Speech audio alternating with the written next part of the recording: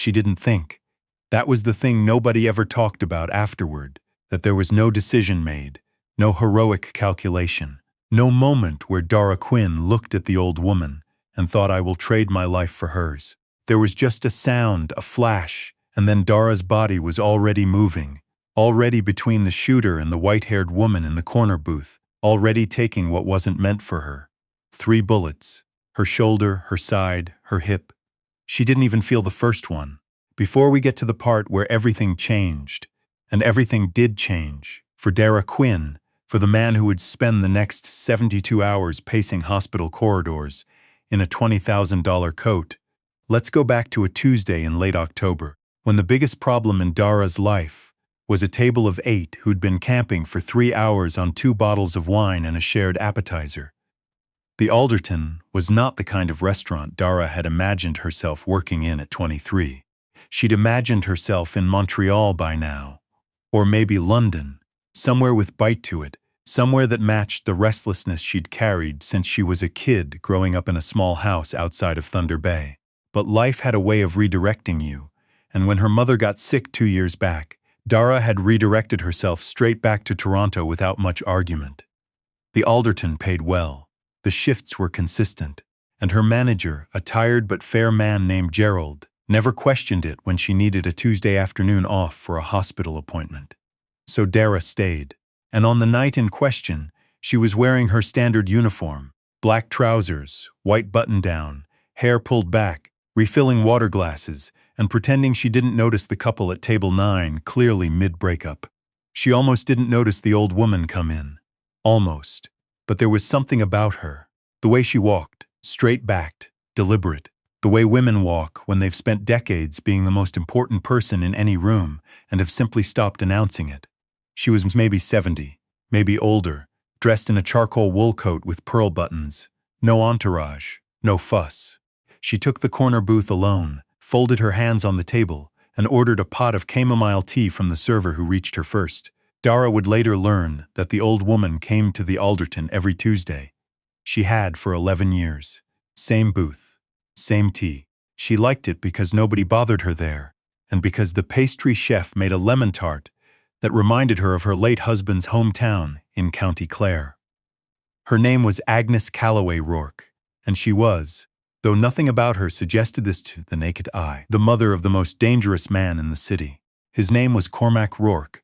If you moved in certain circles, certain very specific, very carefully guarded circles, you knew exactly who that was. You knew that Cormac Rourke had taken over the family operation at 31 after his father's sudden death, had expanded it in ways his father never imagined, and had done all of it with a kind of cold, systematic patience that made his rivals considerably more nervous than the hot-tempered men they'd dealt with before. He was 42 now, dark-haired, broad-shouldered, with eyes that were a shade of gray that people often described, somewhat helplessly, as the color of the sky right before a storm. He did not raise his voice. He did not need to. He was also on that particular Tuesday 40 minutes away in a meeting he could not leave, which was why Agnes had come to the Alderton alone. She had guards, 2 of them, stationed near the entrance. One of them, a man named Shaughnessy, was scrolling through his phone when the side door opened. The other, a younger man called Finch, had stepped outside for a cigarette 2 minutes prior. Neither of them registered the figure that slipped in through the service corridor, a wiry man in a kitchen uniform that didn't quite fit, moving with the low, purposeful energy of someone who knows exactly where they're going and has already decided what they'll do when they get there. Dara saw him come through the swinging door from the kitchen. She noticed the uniform first, wrong color, wrong cut, and then she noticed his hands, and then she noticed where he was looking. And the look on his face was not the look of someone delivering food. She didn't think. She just moved. The shot cracked through the restaurant at 8:47 p.m. Dara was already in front of Agnes Calloway Rourke before the second one came. She remembered the cold of the floor tiles through her shirt when she went down. She remembered the sound of screaming, other people's screaming, because she herself made no sound at all. She remembered Agnes's face very close to hers, the old woman's hands pressed against her side with surprising firmness, Agnes saying, "Stay with me," Stay with me, you hear me. Stay with me in a voice that did not shake, not once, which Dara would later think was the most remarkable thing she had ever witnessed. Shaughnessy, finally off his phone, had subdued the shooter by the time the third shot came. It still found Dara, her hip this time. She felt that one. Don't you close your eyes, Agnes said very clearly, very close. Don't you dare. Dara didn't. Cormac Rourke got the call at 8:52 p.m. He stepped out of his meeting without a word of explanation and was in the car before Shaughnessy had finished the first sentence. He said nothing for the 12 minutes it took to reach St. Michael's, where they'd taken both Dara and Agnes by ambulance. He sat with his hands flat on his thighs and stared at the partition between himself and his driver.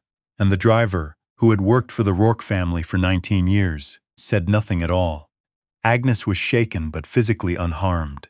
A bruised elbow from the fall, the doctors said. She was already sitting up in the examination room when Cormac arrived, still wearing her charcoal coat, her pearls intact, looking furious in the controlled, precise way that only she could manage. She pushed me down, Agnes said before he could speak.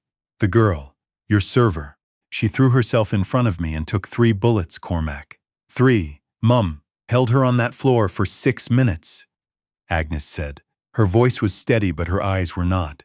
6 minutes before the paramedics arrived, she kept trying to apologize to me, kept saying she was sorry for making a scene. Agnes's jaw tightened.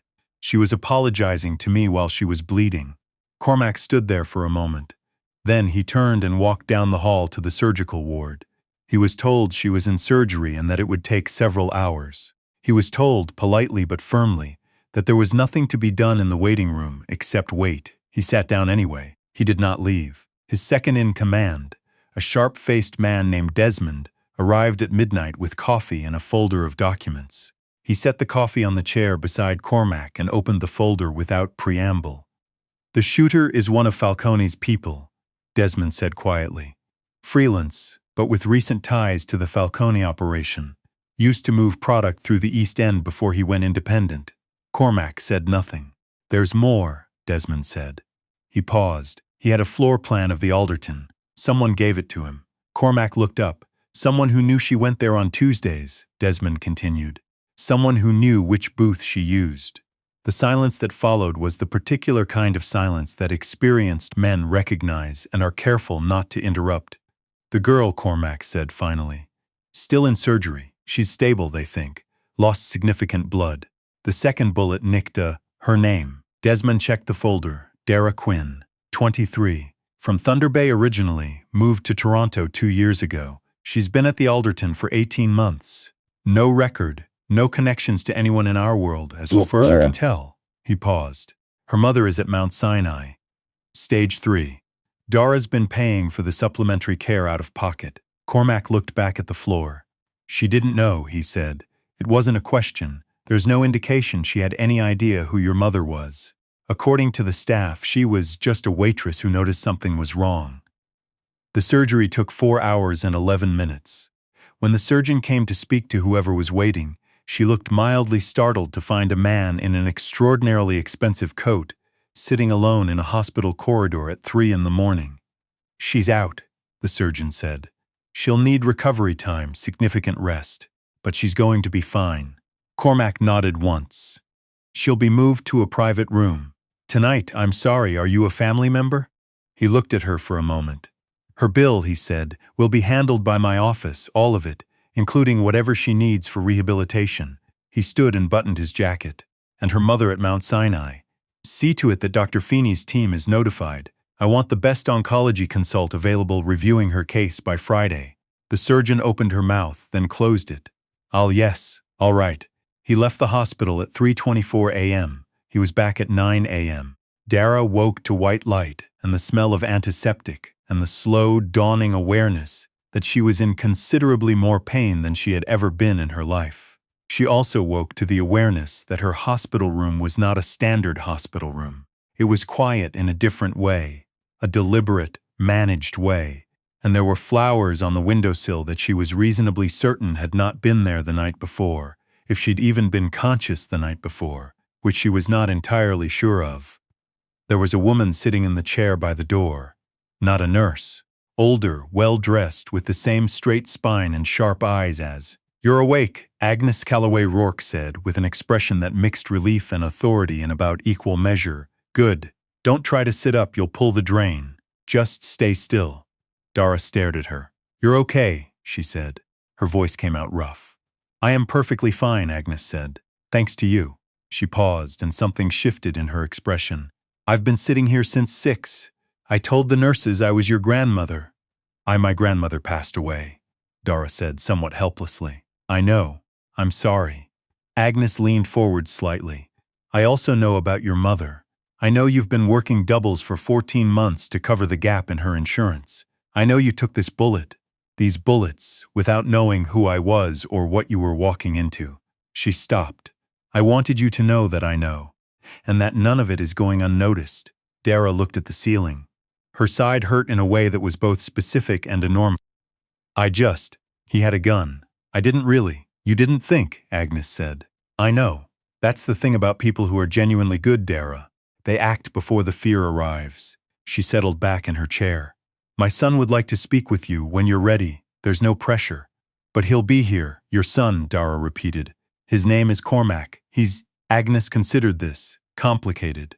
But he's mine. And you protected him, something that matters to him more than his own life." A pause. "More than he knows how to say." Dara spent 3 days in the hospital before she was well enough for a real conversation. In that time, she had several visitors she hadn't asked for and couldn't quite turn away. 2 men who stood outside her door and identified themselves, vaguely, as security. A woman from some unnamed financial office who handled, she said, the outstanding bills with a kind of brisk efficiency that left Dara too confused to object. And Agnes, who came every morning and sat in the chair by the door and sometimes read aloud from a novel she'd brought without being asked. Simply because the silence in a hospital room gets very heavy after a while, and Agnes had decided she didn't like heavy silences. On the 4th morning, Cormac came alone. He filled the doorframe in a way that had nothing to do with his actual size and everything to do with how he carried himself. That particular stillness that powerful people develop. The economy of movement that signals a man who has never needed to make himself bigger because he has never been made to feel small. He was wearing a charcoal jacket, no tie, and he looked, Dara thought, like he hadn't slept especially well in several days. He pulled the chair to the side of the bed and sat down. "You don't need to thank me," Dara said, because she could tell he was working up to it, and she found herself not wanting to hear it. She wasn't sure why. Maybe because gratitude from a man like this felt like it might come attached to something, and she didn't know yet what that something was. "I wasn't going to thank you," Cormac said. His voice was lower than she'd expected. "Quieter. Thanking you would imply what you did was something that can be balanced. It can't." He looked at her steadily. "I came to make you a promise." Dara looked back at him. "My mother told me what you said," he said, "on the floor, that you were sorry for making a scene." Dara said nothing. "You took 3 bullets for a woman you didn't know," he said, "in a situation you had nothing to do with, because someone you had no reason to trust was in danger. And your first concern was whether you'd inconvenienced people." He paused. "I've been in this business for 11 years, Dara. I've been surrounded by people who do what I ask because they're paid or because they're afraid. I have never once, not in 11 years, met someone who acted the way you acted on Tuesday." Another pause. "I don't know what to do with that, but I know that I will not simply say thank you and let you go back to your life as though this didn't happen." "What does that mean?" Dara asked. "It means," he said carefully, "that you are, as of right now, under the protection of my family. Your mother's treatment will be fully covered. The best team in the country, no waiting lists, no gaps. Your expenses are handled, and you will not be alone while you recover." He held her gaze. "You have no obligation to me. I want to be clear about that. This is not a transaction. This is a debt that I acknowledge has no adequate repayment. I'm offering what I can offer." Dara looked at the window. The flowers were white, small, simple. She didn't know what kind. Agnes had brought them. "The man who shot me," she said. "Who sent him?" Cormac's expression didn't change much, but something behind his eyes did. "We're working on that. You know already." He was quiet for a moment.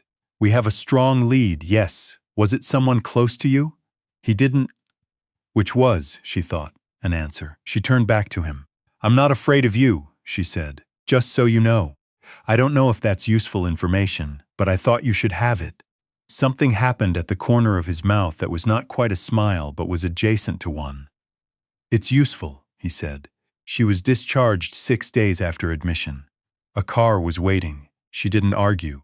The house they brought her to was not what she'd expected. She'd expected something fortress-like, something that announced its own importance. What she found instead was a large Victorian in Rosedale, set back from the street, with a garden in the back that had gone a little wild at the edges, and a kitchen that smelled of bread and coffee and something herby that turned out to be the rosemary Agnes grew on the windowsill and aggressively used in everything. Agnes met her at the door. You'll stay in the blue room, Agnes said. It has the best light. Don't argue with me about it. Dara didn't argue. Recovery was not linear, which is what the doctors had told her, and which turned out to be completely true and also very annoying. Some days she was fine. Some days the pain in her hip made the stairs a significant negotiation.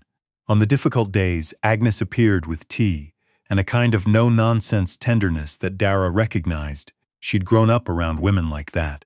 Women who had been through enough that comfort had shed all its performance and become purely functional.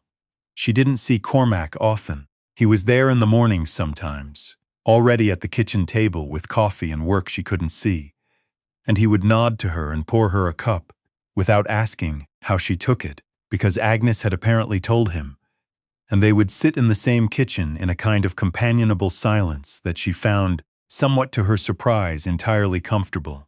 He checked on her once a day, not in a hovering way, in the way of someone keeping a quiet account.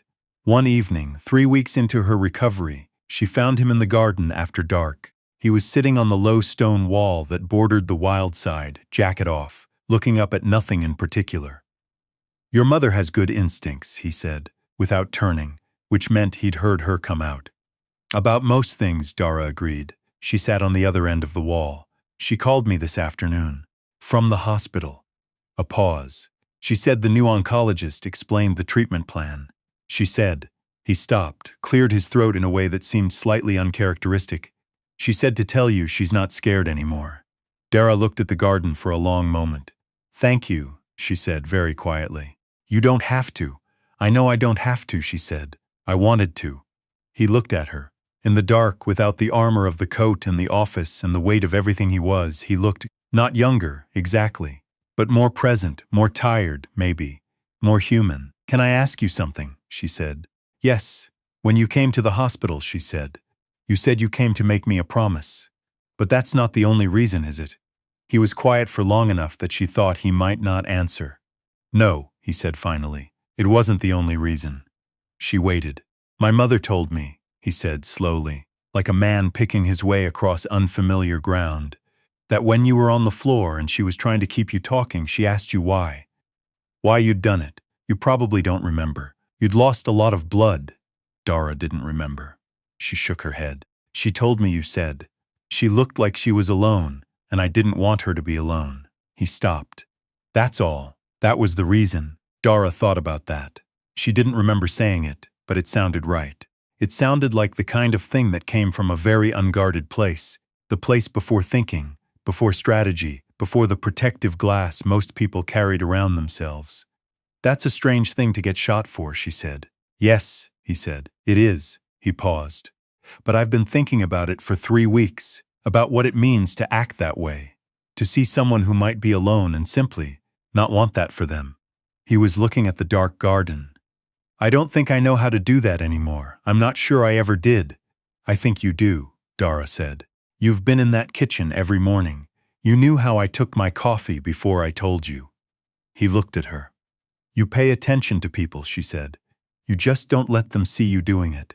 Something in the quality of his stillness changed. He looked at her for a long moment, and she looked back, and the garden was very quiet except for the wind in the untrimmed hedge.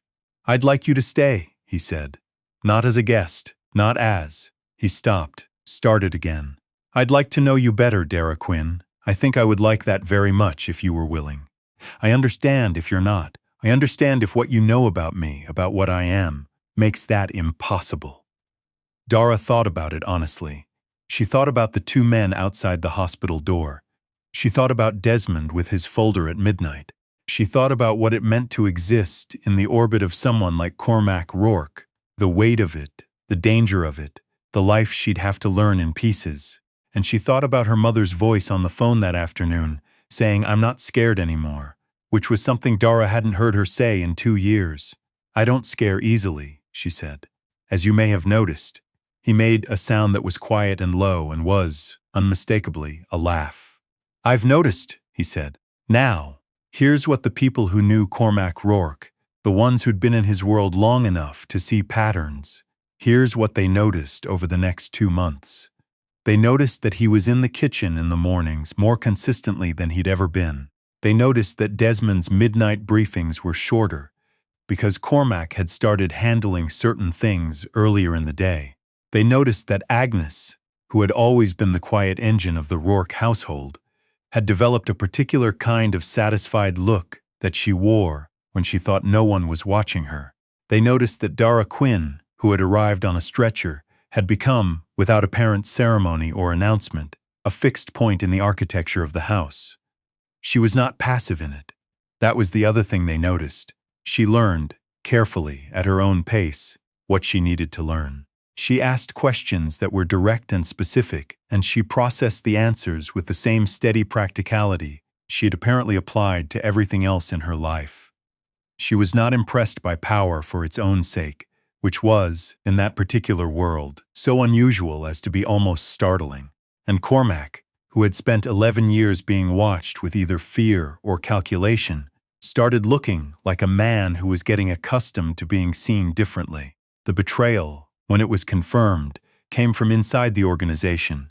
A man named Cahill, mid-level, who'd been quietly feeding information to the Falcone operation for 18 months, motivated by a promised payout and the particular bitterness of a man who'd been passed over for advancement one too many times. The floor plan of the Alderton, the Tuesday routine, he'd sold it all for less than it was worth, which Cormac noted privately as a kind of fitting tragedy. Cahill was dealt with, not publicly, not dramatically, just dealt with in the way these things were dealt with, which is all that needs to be said about it here. What does need to be said is what happened on a Wednesday evening in December, when the garden was bare and the kitchen smelled of Agnes's rosemary potatoes, and the house was warm in the specific way of houses where people have started to settle into each other. Cormac found Dara at the kitchen table with her physio exercises and a mug of tea she'd clearly forgotten about, reading something on her phone. He sat down across from her. She looked up. He set a small box on the table. "Simple dark wood. No drama. You don't have to," he said immediately. "I mean that. This is not about obligation. This is not about what you did. This is about..." He stopped. He was not, it turned out, a man accustomed to saying this particular kind of thing, and it showed in the careful, slightly effortful way he was assembling his words. "This is about who you are, who I've found you to be. Over these weeks..." Dara looked at the box. She looked at him. "Cormac Rourke," she said, with the particular tone of a woman who is composing herself. "Are you nervous?" "Moderately," he said. She opened the box. The ring was not ostentatious. It was exactly what you'd expect from a man who paid attention. Simple white gold. One good stone. Nothing that announced itself too loudly. The kind of thing chosen for a specific person, not for the general concept of a person. "I know what this life is," Dara said quietly. "I know what I'd be saying yes to." "I know that you know," he said. "That's why I'm asking." She looked at him for a long moment. The kitchen was quiet. Somewhere upstairs, Agnes was probably listening at the top of the stairs and pretending she wasn't. "My mother gets the best care," Dara said. "Not because of what I answer right now. Because it's right." "That was never conditional," he said. "It was never going to be conditional." "I know," she said. "I just wanted to say it out loud." She looked at the ring again. She thought about a floor in a restaurant, and cold tiles, and a stranger's hands pressing against her side, and a voice saying, "Stay with me." She thought about what it meant to be seen, not admired for a thing you'd done, but actually seen, the daily, unglamorous kitchen table version of you. "Yes," she said.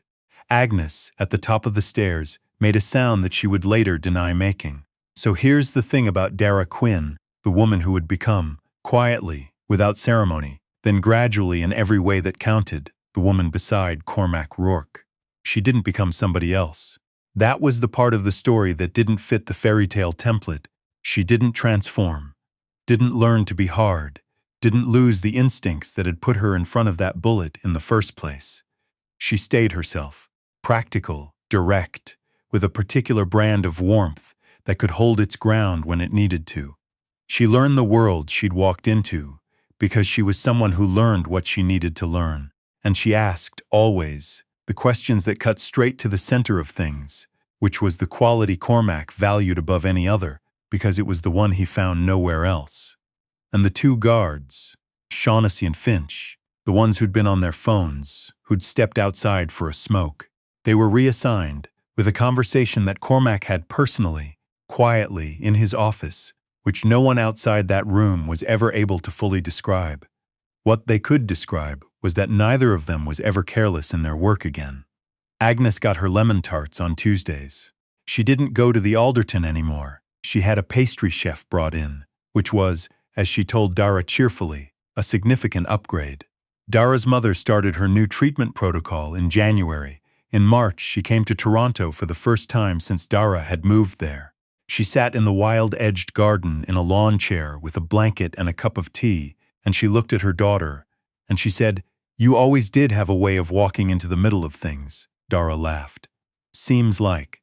Her mother looked at the house, at the garden, at Cormac, visible through the kitchen window, doing exactly what Dara had said he did, paying attention without letting anyone see him do it. "He looks at you like you're the only still thing in a moving room," her mother said. Dara followed her gaze. "Yeah," she said. "I know." She did know. That was the part she'd carry longest. Not the cold floor, not the pain, not even the ring or the garden, or the slow, careful architecture of a life being rebuilt around new people. What she'd carry was the knowledge that one ordinary Tuesday, she had simply seen someone who looked like they were alone, and she had moved toward them instead of away. And the rest, as they say, had followed. If you're new here, welcome to Sadie's Romance Library. If this story stayed with you, hit that like button and leave a comment below. Would you have done what Dara did? And what do you think Agnes whispered to Cormac the night before he put that box on the kitchen table? Tell me in the comments. I read every single one. Subscribe so you don't miss what comes next, because trust me, there's always another story worth telling.